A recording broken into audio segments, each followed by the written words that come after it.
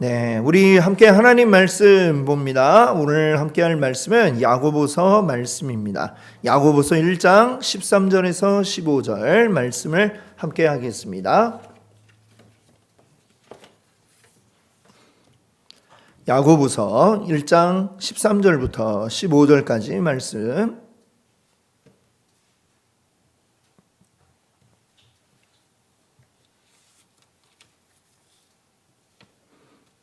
야고보서 1장 13절부터 15절입니다. 우리 읽으실 때 제가 한 절, 그리고 여러분들이 한 절, 그리고 15절은 다 같이 읽겠습니다. 13절부터 제가 먼저 읽겠습니다. 사람이 시험을 받을 때에 내가 하나님께 시험을 받는다 하지 말지니 하나님은 악에게 시험을 받지도 아니하시고 친히 아무도 시험하지 아니하시느니라.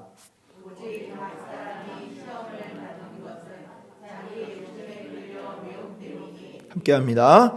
욕심이 잉태한즉 죄를 낳고 죄가 장성한즉 사망을 낳느니라. 아멘. 할렐루야. 네, 오늘도 함께하신 우리 모든 성도님들 주님의 이름으로 축복합니다. 예, 오늘도 같이 인사 한번 나눠볼까요? 우리 좌우 옆에 계신 분들 이렇게 눈으로 마주치시면서 눈을 바라보면서 이렇게 인사할게요. 하나님의 힘으로 오늘도 이깁시다. 인사합니다. 하나님의 힘으로 오늘도 이깁시다. 아멘. 예, 오늘 여러분과 함께 나눌 은혜의 말씀 제목은요, 누구 탓인가? 예, 누구 탓인가? 라는 제목으로 함께 은혜를 나누고자 합니다. 예전에 뉴스에 아주 떠들썩했던 사건이 있었어요. 정말 온 나라를 공포에 떨게 만들었던 그런 아주 무서운 이름의 범죄단체가 있었습니다. 그들의 이름은 뭐냐면 지존파라는 이름의 이 단체가 있었죠. 아마 그 이름을 기억하는 분들이 계실 것입니다. 이들은 1993년 7월부터 그 이듬해인 94년 9월 사이에 무려 5사람이나 그 목숨을 빼앗았다라고 합니다. 그들이 다른 이의 목숨을 빼앗는데 별다른 이유가 있는 게 아니고 그냥 그들의 눈에 띄었기 때문에 그들이 목숨을 잃게 되었다는 게 참으로 정말 무서운 일이었죠. 이들이 왜 이렇게 끔찍한 범죄를 저질렀는가? 자기들은 이제 붙잡혀서 이야기하기를 우리는 부자들에 대한 혐오가 있기 때문에 부자들을 증오하기 때문에 이런 범죄를 저질렀다라고 이렇게 얘기를 했다고 해요. 그들이 붙잡혀서 이렇게 조사를 받으면서 이를 뿌득뿌득 갈면서 그때 한창 강남에 유행하던 사람들이 있었어요.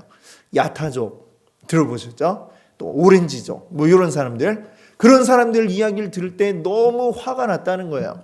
화가 나서 우리는 그들을 제거해야 되겠다라는 생각을 가지고 이 단체를 만들었다. 지존파를 만들었다라고 했다는 것이죠. 그 사람들이 그 모여있는 사람들의 성장 환경을 보니 굉장히 어려운 환경들. 그래서 공부를 많이 하지도 못하고 또 어려운 환경 속에서 또 일찍이 범죄에 노출이 되고 그래서 또 교도소도 들락날락 거렸던 이 사람들이 우리가 이렇게 된 것은 저 부자들 때문이야. 저들이 우리의 것을 다 빼앗아 왔어. 라는 그런 증오심을 품고 그들을 해쳐야 되겠다라는 생각으로 지존파를 만들었다라고 이렇게 알려지게 되었죠. 그런데 실상 그들에게 죽임당한 사람들을 보니 강남의 오렌지족도 아니었고 야타족도 아니었다라고 하는 것이 너무 큰 아이러니죠. 그들 중에는 이 피해자들 가운데는 어린 학생도 있었고 또 아주 성실하게 공장을 운영하는 시골의 작은 공장을 운영해 나가는 그 사장님 부부, 그냥 차가 그랜저였다. 이것만 가지고 그냥 붙잡혀가지고 그들에게 죽임을 당한 이런 일들이 있었다라고 하는 것이죠. 결국 그들이 했던 일들을 보니 너희들의 말은 핑계에 불과하구나 라는 말을 우리가 할 수밖에 없을 것입니다. 입으로는 우리 부자들 때문에 우리가 이렇게 힘드니까 우리는 부자를 제거하겠다. 자신들의 행위에 뭔가 정당성을 부여하고자 함이었겠죠. 그러나 그 말 자체도 어떤 정당성도 찾을 수가 없고요. 그리고 자기들이 사람을 죽여놓고 이건 다 우리 잘못이 아니라 사회 탓이다. 사회가 잘못된 거다라고 그냥 핑계를 대고만 있었구나라는 생각을 우리가 할 수밖에 없습니다. 그래서 이 사람들이 더 나쁜 사람들이다라고 저는 생각을 하게 되었습니다. 여러분, 우리 이 세상을 살아갈 때 우리 모든 행동에는 우리가 하는 모든 행동에는 어때요? 책임이 따르게 되는 것입니다. 내가 잘하면 잘한 대로 또 못하면 못한 대로 내가 하는 모든 일들에는 마땅히 그에 대한 책임이 따라야 되는 것이죠. 그 모든 일들에 대한 책임자는 우리 엄마가 대신 책임지는 게 아니고 그 일을 한 내가 그 일들에 대하여 책임을 져야만 하는 것입니다. 근데 내가 책임지지 않고 나는 잘못이 없어요, 이렇게 변명을 한다면 그 사람은 아주 비겁한 사람이라고 우리는 이야기할 수밖에 없을 것입니다. 자, 오늘 말씀이 좀 이렇게 연관이 있어요. 오늘 말씀을 보면 우리 계속해서 야고보서 말씀을 살펴보고 있는데 오늘 본문 가운데 계속 어떤 시험에 대한 이야기들을 우리가 해나갑니다. 시험이라는 게 뭐예요? 우리 사람이 살아가면서 겪는 여러 가지 어려운 일들, 고통과 고난들, 이런 것들을 우리가 시험이다라고 이렇게 이제 받아들이죠. 근데 이 시험을 잘 이겨내고 극복하는 사람이 있는가 하면 시험을 당할 때 그냥 넘어지고 좌절하고 자빠져서는 왜 이런 일이 나한테 생기는 거야 하고 원망하고 누구 때문에 이렇게 됐어 라고 핑계를 대는 이런 사람들이 있다라는 것입니다. 그 가운데도 다른 사람보다도 하나님께 그 원망을 돌리고 하나님 때문에 이렇게 됐다라고 핑계를 삼는 자들이 있다라고 하는 것이죠. 그래서 오늘 본문 13절을 보니까 이렇게 말씀하고 있습니다. 그들을 향해서 사람이 시험을 받을 때에 내가 하나님께 시험을 받는다 하지 말지니, 이런 말씀이 있어요. 하나님이 시험을 한다. 자, 이 오늘 말씀을 보면 그럼 하나님 시험을 안 하시는가? 성경에 보면 하나님이 시험하시는 경우도 있었습니다. 그렇죠? 우리가 잘 아는 아브라함을 보세요. 아브라함이 나이가 많아갖고 100세 가까이 되어서 그의 아들 이삭을 낳았죠. 근데 그 이삭을 하나님이 어떻게 말씀하세요? 이삭을 데려다가 모리아 산으로 가서 거기서 나에게 제물로 바쳐라, 이 말씀을 하세요. 아브라함이 그때 머물고 있던 곳에서 이 모리아 산까지 걸어서 며칠이 걸리느냐? 사흘이 걸립니다. 사흘길을 이 아들을 데리고 가가지고 정말 눈에 넣어도 아프지 않을 이 아들을 제물로 드려라. 말로만 하나님께 드립니다, 이게 아니라 진짜로 이 칼을 들고 이 생명을 해쳐서 불에 태우는 그런 제물로 드려라 라는 이러한 말씀을 하셨던 것이죠. 자, 이게 얼마나 참 큰 시험입니까? 근데 아브라함이 이 시험을 잘 이겨냈다라는 게 우리 성경에 나와 있죠. 여러분, 아브라함뿐만이 아니라 하나님께서는 때때로 우리 살아가는 자들에게 시험을 주실 때가 있다라고 하는 것입니다. 자, 그렇다고 한다면 오늘 우리가 읽었던 13절의 말씀, 우리가 어떻게 이해해야 할까요? 시험을 받을 때 내가 하나님께 시험 받는다 이렇게 얘기하지 말라. 이게 무슨 의미일까요? 사실은 이 시험이라는 단어가 여러 차례 나오고 있는데 이 각각의 시험이라는 말이 의미하는 바가 조금 다르다, 이렇게 생각하시면 우리가 이해하기 쉬우실 것 같아요. 자, 먼저 앞에 나온 사람이 시험 받을 때의 그 시험은 뭐냐면 우리가 앞에 먼저 이야기했던 것처럼 우리가 받는 여러 가지 인생의 고난과 괴로움들, 이것을 의미한다라고 할 수 있습니다. 그럼 뒤에 두 번째, 하나님께 시험 받는다 하지 말라라고 할 때 이 시험이 의미하는 건 뭐냐? 어떤 유혹이라는 단어로 바꾸어 보면 우리가 이해하기 쉬울 것 같습니다. 자, 그렇게 한번 바꿔서 읽어보면 어떤 문장이 되나요? 사람이 시험 받을 때에 내가 하나님께 유혹을 받는다 하지 말라, 이렇게 이제 이해를 할 수 있겠죠. 이게 무슨 얘기냐? 하나님이 우리를 이제 유혹한다라는 게 뭐예요? 함정을 파놓고 기다리고 있는다는 거예요. 하나님이 너 한 번만 걸려봐 하고서 이렇게 딱 벼르고서 함정 파놓고 빨리 와 걸리기만 해봐 하고 기다리고 있다가 내 이놈 이럴 줄 알았어 하고 막 벌을 준다. 하나님이 이런 분이 아니시다라는 얘기를 하고 있는 것이죠. 하나님 우리한테 그렇게 불순한 의도를 가지고 함정 파놓고 걸리기만 해봐라 하지 않는다라는 것입니다. 왜? 13절 후반에 보니까 하나님을 뭐라고 설명하고 있어요? 하나님은 악에게 시험받지도 아니하시고 친히 아무도 시험하지 아니하시느니라. 하나님은 악한 마음을 품고 너희들 한번 걸려봐라 이런 의도를 가지고 우리를 시험하는 분이 아니다라는 얘기를 하고 있는 것입니다. 그러면 이 시험을 당할 때 하나님이 우리에게 일종의 이것은 테스트죠. 학생들이 학교에 가서 시험을 봅니다. 그 시험을 왜 봅니까? 시험 때문에 한번 너희들 골탕 먹어봐라 학생들아 하면서 시험을 보나요? 아니죠. 그 시험을 통해서 그동안 학생들은 뭐예요? 열심히 공부한 것들, 그 공부한 것들을 내 걸로 만들기 위해 열심히 공부를 하고 그러고 시험 보면서 내 수준을 알고 내 능력이 어느 정도인지를 파악하고 그러기 위해서 학교에서 시험을 보지 않습니까? 일종의 테스트라고 하는 것은 그걸 준비하는 과정, 또 시험을 보는 과정을 통해서 내가 더 성장할 수 있는 것이죠. 하나님의 시험은 그런 의도로, 선하신 의도로 우리를 단련하는 과정으로, 전에도 우리 말씀드렸죠. 욥이 이야기했던 것처럼 내가 이 시험을 통해서 뭐처럼 나온다고 그랬어요? 정금이 되어 나온다. 아주 순전한 금을 우리가 뭐 사금 채취하잖아요. 그죠? 해보셨나요? 네, 안 해보셨죠? 저도 안 해봤어요. 근데 그런 거 하면 어때요? 순금이 막 덩어리가 막 나옵니까? 아니죠.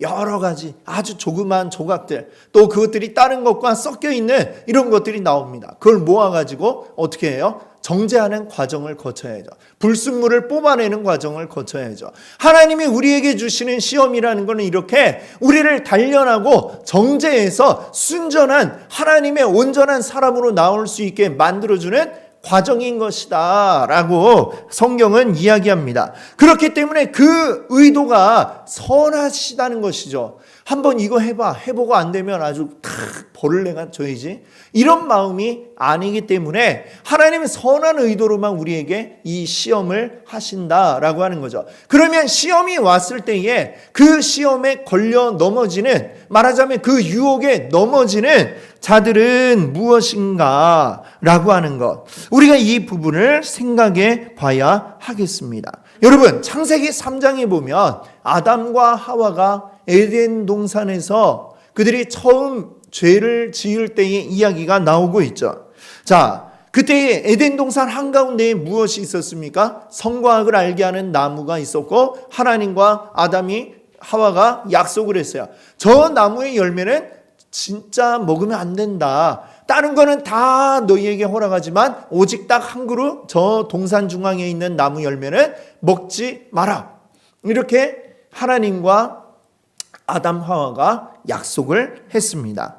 자, 그런데 이들이 어떻게 했어요? 그들이 그냥 그 열매를 먹게 되었어요. 먹고 나서 이제 그들이 숨었습니다. 어떡하지? 먹고 나서 이제 뒤늦게 생각하니까 하나님, 큰일 났네. 어떡할까? 숨어 있는데 하나님이 숨어 있는 그들에게 찾아오시죠. 그들과 이야기합니다. 그때 아담이 왜 이렇게 먹었어? 그러니까 아담이 대답을 합니다. 창세기 3장 12절에 보니까 이렇게 말씀해요. 아담이 이르되 하나님이 주셔서 나와 함께 있게 하신 여자, 그가 그 나무 열매를 나한테 주니까 내가 먹었습니다 라고 대답을 했어요. 이 모든 결과, 내가 이 하나님과 약속을 깨고 이 나무 열매를 먹었는데 왜 이렇게 됐느냐? 지금 변명을 하고 있어요. 그렇죠? 왜, 뭐라고 변명을 해요? 하나님이 주신 이 여자, 하나님이 나의 배필을 삼아주신 이 여자가 나한테 먹어보라고 그래갖고 제가 먹었습니다. 이 여자를 보내주신 하나님 탓입니다. 이렇게 지금 얘기를 하고 있는 것이죠. 그러니까 하와도 이 남자 보게 아마 이런 생각이 들었겠죠. 그래 하와도 빠져나갈 구멍을 생각해야죠. 그러니까 하와는 또 뭐라고 대답을 하느냐? 13절에 보니까 여호와 하나님이 여자에게 이르시되 내가 어찌하여 이렇게 하였느냐? 그랬더니 하와가 대답합니다. 여자가 이르되 뱀이 나를 꿰므로 내가 먹었나이다. 예, 이번에 하와는 누구 핑계를 대요? 뱀이 나보고 먹어보라고 그래서 제가 먹었습니다. 이 얘기를 해요. 그럼 그 뱀은 또 누가 만들었을까요? 하나님 만드셨죠. 그러니까 하와 얘기도 하나님 때문이에요. 이렇게 이야기를 한 것입니다. 참 이런 걸 보고 우리 뭐라고 그래요? 딱 사자성어로 뭐라고 그래요? 부창부수. 예, 그 남편의 그 아내. 이렇게 우리가 이야기할 수 있겠죠. 이제 남편은 아내 핑계를 대고, 그러니까 아내는 또 하나님 만드신 뱀 핑계를 대면서 우리가 다 잘못이 없어요. 하나님 왜 이 뱀 만드셔가지고 그래가지고 이렇게 우리가 된 거 아닙니까? 라는 핑계를 지금 대고 있죠. 여러분, 만약에 아담 하와의 말대로라고 한다면 이 세상에 죄인인 사람은 아무도 없을 거예요. 그렇죠? 그렇지 않습니까? 아담 하와, 우리는 죄가 없어요. 하나님이 만드신 이 뱀 때문에 이렇게 됐잖아요. 그러니까 우린 죄가 없죠. 하나님이 죄인인가요? 아니죠. 그렇죠? 이 세상의 모든 것들이 다 하나님 만드신 것인데 그 가운데 나로 하여금 죄짓게 만드는 어떤 것, 이거 하나님 만드셨잖아요. 그러니까 내 죄가 아닙니다. 하나님 뭐하러 만드셔가지고 나를 죄짓게 하셨어요? 이렇게 지금 핑계를 대고 있는 것은 사실 말이 안 된다라고 할 수 있겠죠. 여러분, 이게 말이 되려면 결국에는 하나님이 아예 나를 안 만드셨으면 그럼 내가 죄질 일도 없었겠죠. 그렇죠? 그럼 뭐 내가 존재하지 않았어야 되는데 하나님 나를 왜 만드셨나요? 이 모든 것, 하나님 만드신 모든 것을 부정하는 것이고 그것은 더 큰 죄입니다. 하나님 앞에. 그러니까 결국에 내가 유혹에 넘어가서 죄짓도록 만든 그 원인을 하나님 만드셨으니 그러니 내 책임이 아니다? 이거는 말이 안 되는 이야기고, 이건 세상 법정에서도 어때요? 그런 변명을 해봐야 통하지 않습니다. 나는 아무 의도가 없었는데 이 사람이 그냥 나보고 하라고 그래요. 그래서 이렇게 됐습니다. 좀 약간 경감은 받을 수 있을지 모르지만, 형량이 좀 줄어들지 모르지만 너는 죄가 없어. 이렇게 되지는 않는다는 거예요. 죄를 지은 거에 대해서는 반드시 그 값을 치르지 않으면 안 된다라고 하는 것이죠. 그들의 이 변명은 너무나 말이 되지 않는 변명이었다. 이렇게 이야기할 수밖에 없겠습니다. 자, 그렇다면 우리가 유혹당할 때에 아담과 하와가 유혹당한 제일 근본적인 이유는 무엇일까요? 오늘 14절 본문이 이렇게 설명하고 있습니다. 오직 각 사람이 시험을 받는 것은 무엇 때문이라고 그래요? 자기 욕심에 끌려 미혹됨이니. 결국에 내가 죄짓는 모든 원인은 내 욕심 때문이다 라고 이렇게 말씀하고 있습니다. 아담 하와의 경우를 생각해 보세요. 그들이 그냥 먹은 게 아니죠. 뱀이 한번 먹어봐 라고 했다고 해서 먹은 게 아니에요. 뱀이 뭐라고 그들을 꼬셨나요? 이 동산 중앙에 있는 성과학을 알게 하는 나무의 열매, 그 앞에 있는 하와를 보면서 뱀이 얘기합니다. 니네 저거 먹으면 안 되지? 하나님 먹으면 안 된다 하셨지? 이렇게 이제 말을 걸기 시작을 해요. 그러면서 왜 하나님 먹지 말라고 그랬게? 왜 그랬다고 그래요? 이거 먹으면 너희들이 눈이 밝아져서 하나님하고 똑같아져. 그래서 하나님이 못 먹게 하신 거야 라고 이야기를 합니다. 그때에 하와의 마음에는 어떤 생각이 드는 거야? 저거 먹으면 하나님처럼 된다고? 그 말을 들으니까 갑자기 그 열매가 먹음직도 하고 보암직도 하고, 그래서 먹어볼까 이런 마음이 생겼다라고 성경이 이야기하고 있습니다. 그 하와가 뱀이 이야기하기 전엔 그 나무 열매를 못 봐가지고 그게 먹음직하다라는 생각을 안 했을까요? 그 전에도 수도 없이 돌아다니면서 봤던 나무의 열매인데 그 전에는 별 생각이 없었어요. 근데 왜 갑자기 이게 먹음직하게 보였느냐? 뱀의 말을 들으니까 이거 먹으면 하나님처럼 된다고? 이게 설깃한 거죠. 설깃하니까 그 마음에 먹어보면 어떻게 되지? 이런 욕심이 생겨나고 그 욕심이 드니까 먹음직하게 그때부터 보이기 시작을 했어요. 한번 먹어보면 어떻게 될까? 먹어볼까 말까 고민하다가 남편도 꼬셔가지고 같이 그냥 먹어버리는 이런 상황이 생겨나게 된 것이죠. 자, 여러분, 아담 하와가 이 열매를 먹은 건 단순히 누가 꼬셨기 때문이 아니라 그들의 마음속에 욕심이 생겨났기 때문입니다. 그들이 누리지 않아야 될 것을 누려보고 싶은 욕심이 생겨나니까 그들이 그 선악과의 열매를 먹게 되었다라고 하는 것입니다. 하나님이 뱀을 만드셨기 때문에 그들이 그 뱀의 유혹에 넘어간 게 아니라 그들의 마음속에 생겨난 이 욕심을 제어하지 못했기 때문에 유혹에 넘어간 것이죠. 유혹에 넘어간 자들은 다른 핑계를 대서는 안 됩니다. 온전히 그 유혹에 넘어간 것은 자기 안에 있는 욕심 때문이라는 것을 기억하지 않으면 안 되는 것이죠. 그 욕심이 나를 넘어뜨리게 되는 것입니다. 오늘 본문 15절은 그래서 이렇게 말씀합니다. 욕심이 잉태한 즉 죄를 낳고 죄가 장성한 즉 사망을 낳느니라. 아멘. 그렇습니다. 욕심이 엄마가 되었어요. 그래가지고 아이를 낳았는데 죄라는 걸 낳았죠. 이 죄라는 아이가 또 커가지고 성장해서 애를 낳는데 또 누구를 낳게 되었어요? 사망을 낳게 되었다라고 이렇게 말씀하고 있습니다.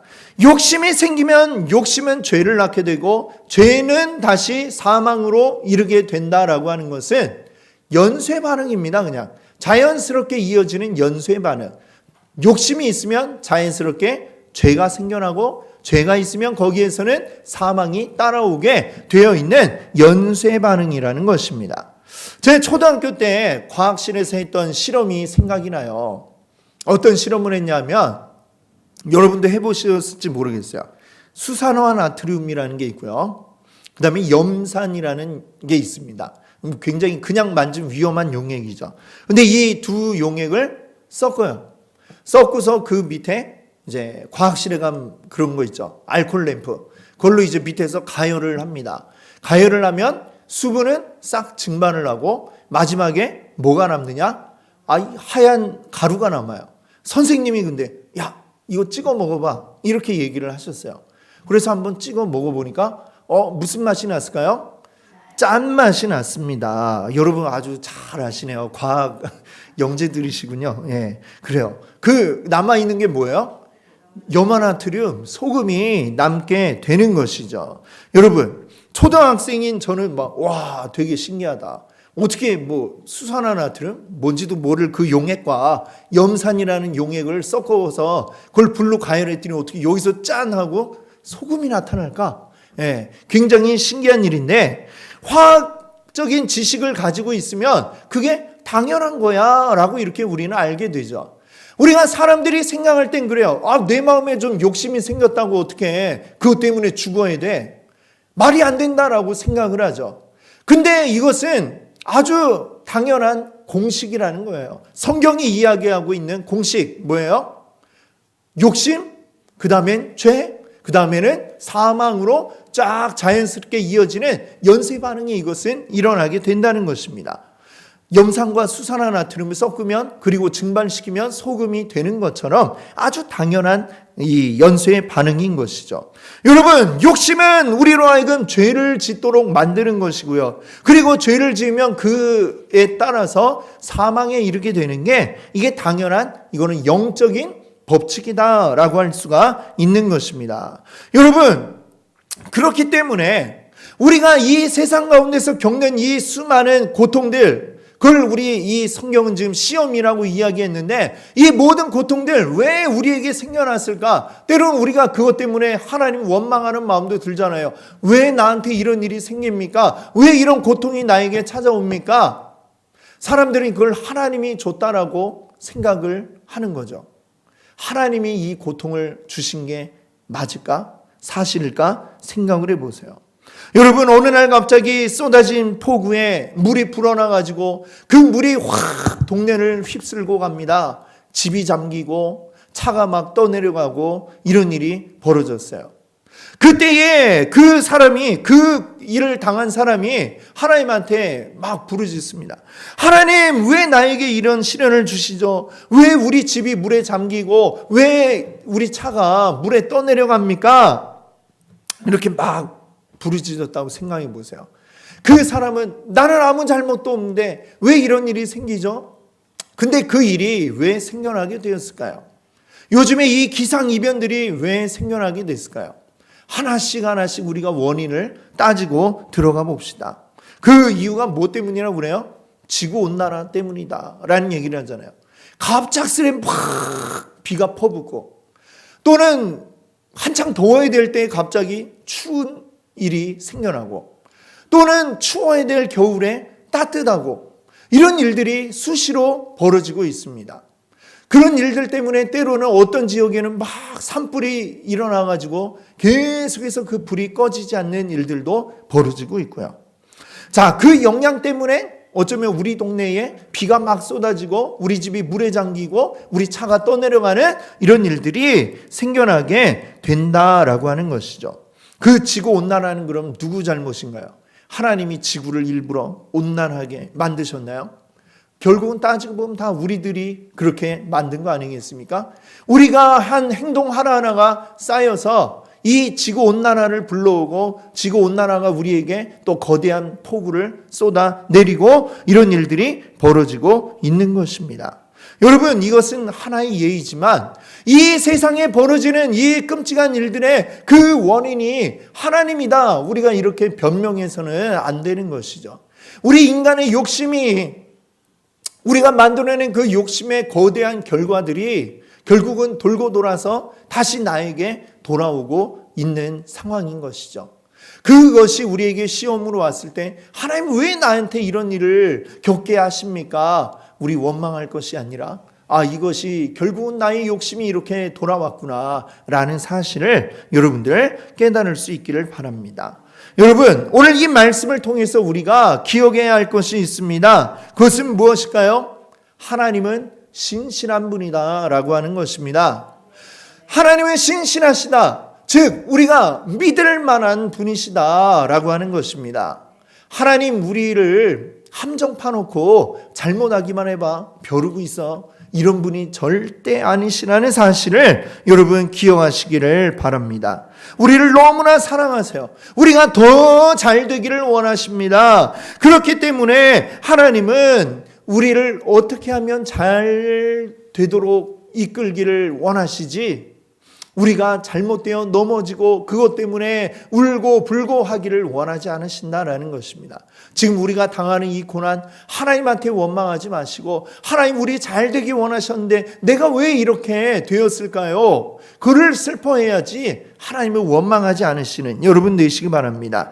지금 우리가 겪는 그 상황 속에서 우리가 바라봐야 할 것은 지금 눈앞의 상황이 아니라 나를 사랑하시는 하나님을 우리가 온전히 바라볼 수 있기를 바랍니다. 그렇게 하신다면 지금 이 시험을 우리가 능히 이겨낼 수 있는 줄 믿습니다. 극복하여 낼 줄로 믿습니다. 그러지 못하면 우리는 그 유혹에 넘어져 자빠질 수밖에 없다는 것입니다. 이 눈앞의 상황들보다 더 위에 계시는 여호와 하나님을 바라보십시오. 여호와 하나님은 우리를 위하여 모든 것을 내어주신 분이 아닙니까? 그 하나뿐인 생명까지도 우리를 위해 내어주신 분이십니다. 이 하나님을 믿는 자, 하나님의 신실하심을 믿는 자가 우리의 이 시험을 극복해 낼 수 있는 것입니다. 우리의 믿을 만한 분, 우리의 신실하신 하나님 의지하여서 오늘도 극복하고 승리하시는 모든 성도님들 되시기 바랍니다. 아멘. 함께 같이 기도하겠습니다. 할렐루야. 하나님 감사합니다. 우리 하나님의 크고 풍성한 은혜 우리를 붙들어 인도하시는 줄 믿습니다. 하나님을 믿는 자, 하나님의 신실하심을 믿는 자, 어떤 일이 우리에게 벌어지더라도 우리 흔들리지 않을 줄 믿습니다. 온전히 이겨낼 줄 믿습니다. 하나님이 우리를 꼭 붙잡고 계시기 때문입니다. 그것을 바라보며 온전히 오늘도 승리하며 하나님 의지함으로 나아가는 우리 모든 우리 연수초대교회 성도님들 되게 하여 주옵소서. 예수 그리스도의 이름으로 간절히 기도드립니다. 아멘.